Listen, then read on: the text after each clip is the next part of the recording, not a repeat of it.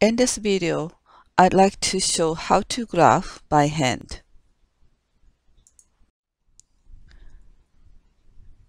In order to graph, you need a graphing paper, a pencil, and of course calculus. Here are tips for graphing. First, you need to find x-intercept and y-intercept if possible. For x-intercept, setting y equals 0 to find x values, and similarly, setting x equals 0 to find y-intercept. Then, investigate if there are any asymptotes for fractional functions. For the horizontal asymptotes, we need to take the limit at infinity. If you get the limit, then y equals the limit value should be the equation of horizontal asymptote. For the vertical asymptote, you need to set the denominator function be 0 to find the x value and check the numerator function if it is not 0 when it takes that x value. Once you checked, x equals that x value should be the equation of vertical asymptote. Then next, of course, we need to find the behavior of increasing, decreasing, and local max or min of the function, if any. In order to do so, you need to take the first derivative. If the first derivative is positive, then function is increasing. If the first derivative is 0, that at that point possible maximum or minimum. If the first derivative is negative, then the function is decreasing. Lastly, we need to find out the concavity as well as the inflection point. In order to do so, you need to take the second derivative. If the second derivative is positive, then function is concave up. If the second derivative is 0, then at that point there is a possible inflection point. If the second derivative is negative, then the function is concave down. Those points guide you to graph easily. Let's take a look at this example. F of x equal to x to the fourth minus 4x to the cube. First, let y be 0 to find x-intercept. Factor the right side of the equation by taking the common factor x to the cube. Then, letting x cubed and another factor x minus 4 be zeros to get x equals 0 or x equals 4 as x-intercept. Next, letting x be 0 to get y-intercept as 0. Since this example is a polynomial function, there are no asymptotes. Now investigate the behavior of increasing or decreasing and locate any local maxima or minima. First step, we need to find the critical values which are possible maximum or minimum points. Taking the first derivative of the function and letting it be 0 to find the critical values. Taking the common factor 4x squared and letting each factor be 0 to find the critical values as x equals 0 or 3. Step 2. Making a table using the critical values to see if the derivative is either positive or negative. Place 2 critical values on the lines and make each interval using them. The first interval is x being less than the smaller critical value.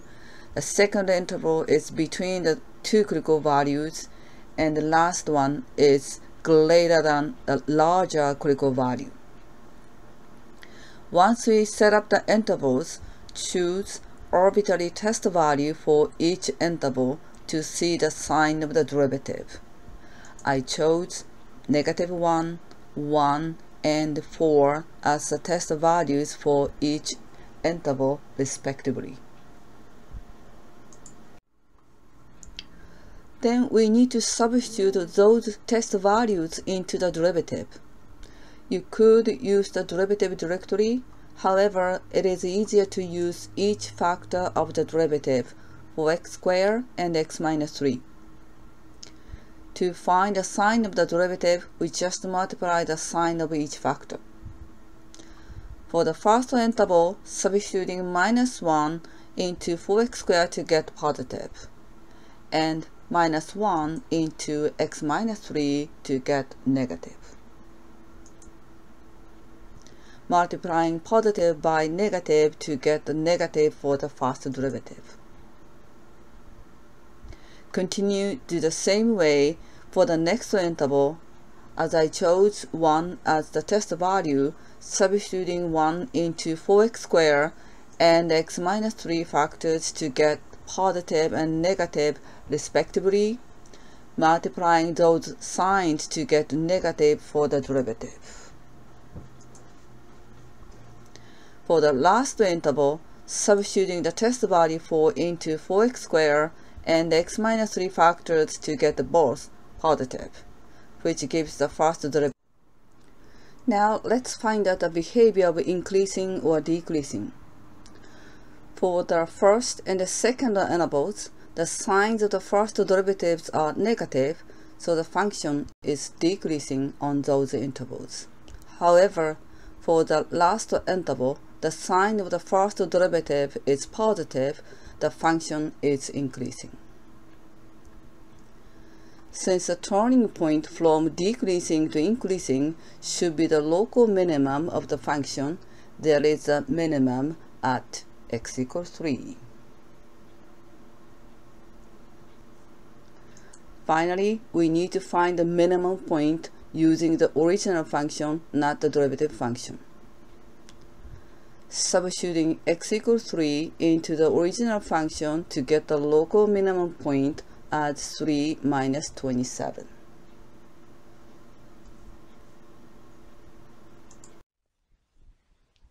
Now we found the local minimum at 3 minus 27. Lastly, let's find out the concavity of the function as well as the inflection points. Let's see the detailed work for that.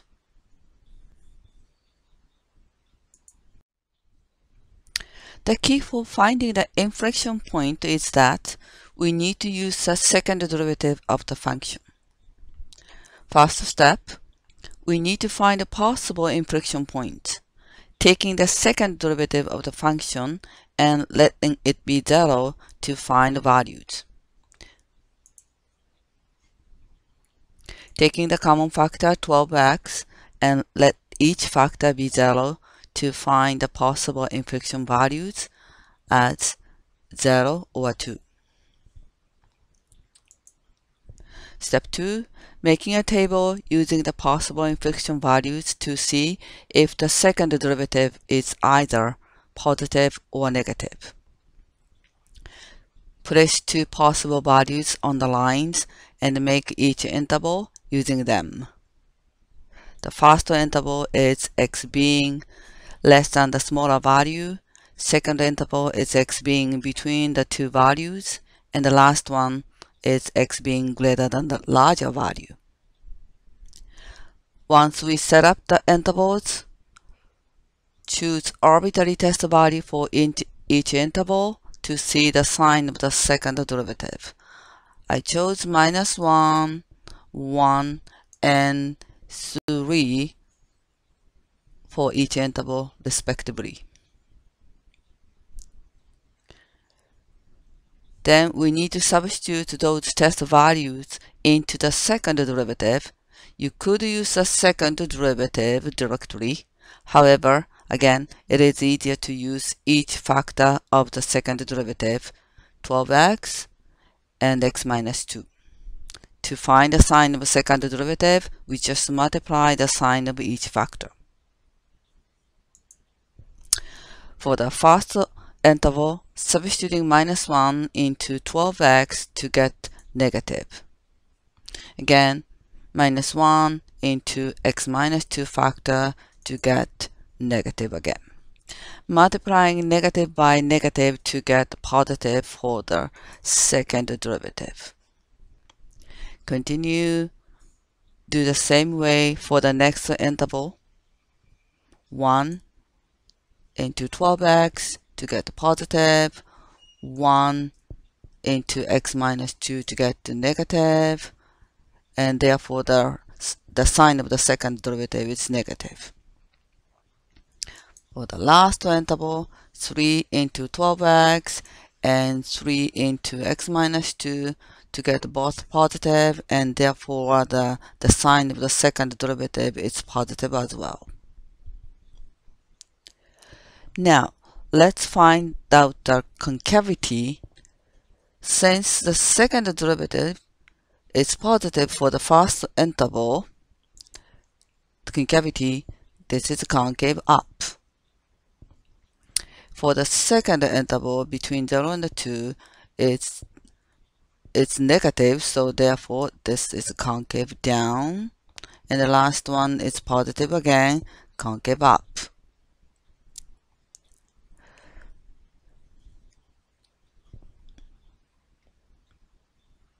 At x equals 0, since the concavity changes from positive to negative, that is concave up, from concave up to down, there is an inflection point.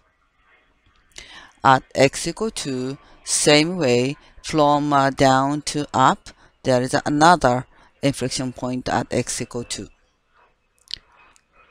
So therefore, we need to again find out inflection point using the original function, not the second derivative. So at x equals 0, substitute 0 into the original function to get the 0. At x equals 2, substitute x equals 2 into the original function to get the minus 16. Therefore, inflection points are at 0, 0 and to negative 16. Let's go back to the previous slide. Lastly, we found the inflection point at 0, 0 and to negative 16. Let's put together the information of increasing, decreasing, and also the concavity.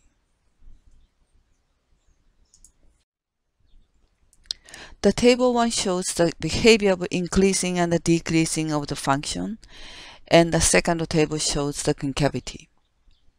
Now we put two together to find the shape of the graph in each interval. The important values are 0, 2, and 3, so we use those three values to create another table. In the same way as before, we set up each interval using those three values.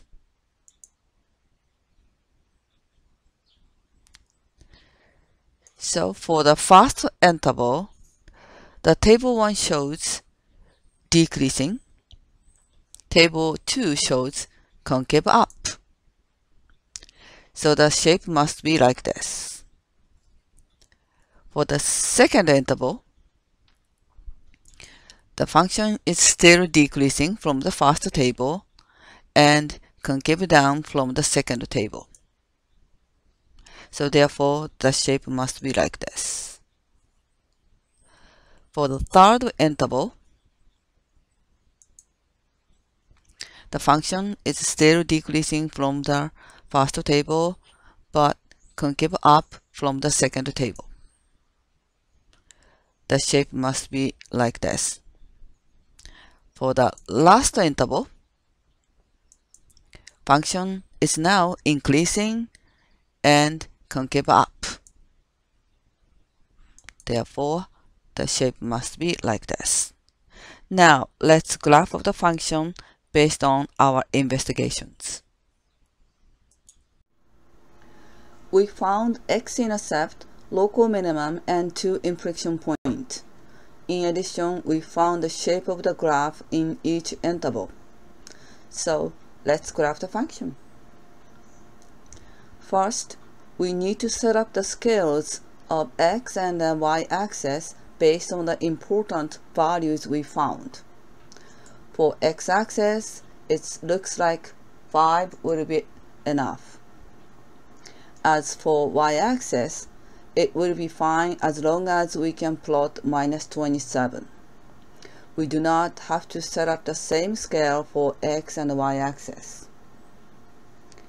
Next, we plot 4 important points which we found.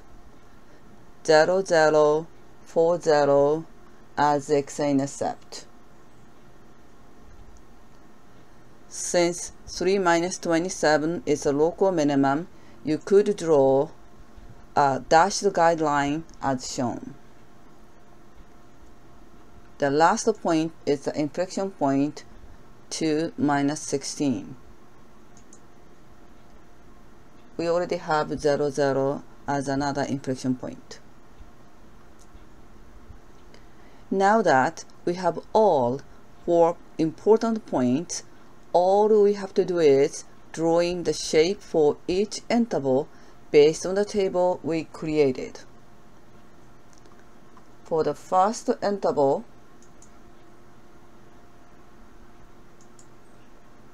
shape should be like this: concave up, decreasing. Second interval, between 0 and 2, shape must be concave down and decreasing. And third interval, between 2 and 3, concave up, still decreasing. Now, the last interval, the shape should be increasing and concave up as well. Finally, we did it. This is a graph of y equal x to the fourth minus 4x to the cube by hand.